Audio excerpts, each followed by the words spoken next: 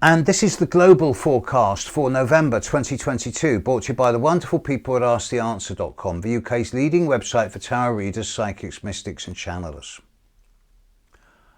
Pluto starting to move forward now in Capricorn, and when it next goes retrograde, it'll be in Aquarius. Then it's going to come back into Capricorn again, but we're just beginning to see the first signs of Pluto moving into Aquarius. This is a 2-year journey, but it's going to bring some fundamental changes to the world as we know it, particularly in terms of community and borders. Neptune is still going retrograde and will be until the end of this month, but this is a long-term ongoing process. It's Uranus I'm looking at. Uranus is in the middle of Taurus, on the Beltane point, going retrograde in mid-Taurus. Now on its own, that's not a big deal, it happens every year. But this year, on November the 8th, at 3 minutes past 11 in the morning UK time, so you won't see it if you're in the UK, there is the full moon. But this is not an ordinary full moon. It's a total eclipse of the full moon in Taurus. It'll be underneath the horizon from the UK and Europe. It will be visible in the west of America, over the Pacific region and the Far East. And this full moon is a real stinker. And anybody born around the 8th, particularly the 8th of November, the 8th, 9th of August, the 5th, 6th of February, the 8th, 9th of May, then be cautious around this full moon. It's a little bit more volatile than normal. It's bringing an end to a lot of old patterns.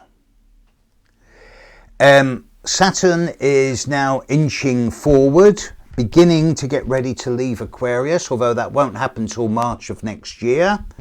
And the Saturn-Uranus square, which has been around for the last 2 years, it's the post-runner after the big Jupiter-Saturn-Pluto conjunction in 2020, which was the forerunner of COVID. Saturn square Uranus is now finishing.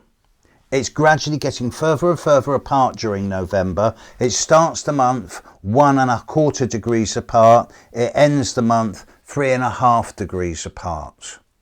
So we should see globally a more stable economic balance over November. It's probably going to be the most stable month of the year economically, which after some of the craziness that's been happening in the world, particularly in my country, the UK, at the political and economic level in recent times, is going to be a very welcome development.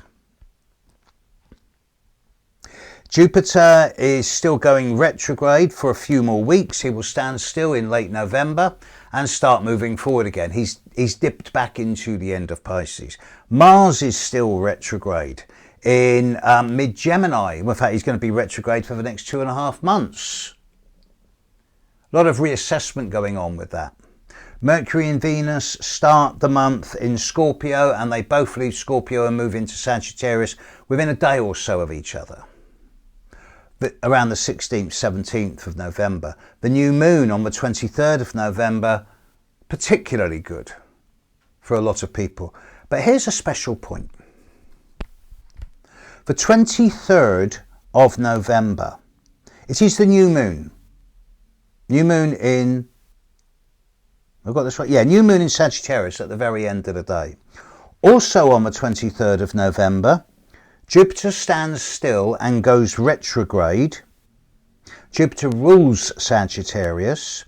The new moon is in Sagittarius, and the new moon happens 2 minutes after Jupiter stands still and stops going retrograde.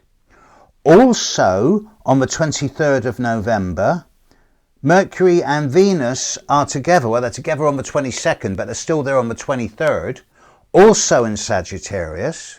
If you're a Sagittarius, 23rd of November is an excellent day to put an extra $1, €1, £1 on the lottery, and if you win, I want 1%. But it seems that the 23rd of November seems to be a very fortunate day for a lot of people.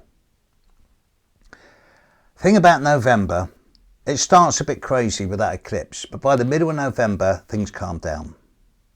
And it looks like being one of the most stable months of the year after the 8th of November. Here's hoping, because we all need a bit of stability. Catch you next time.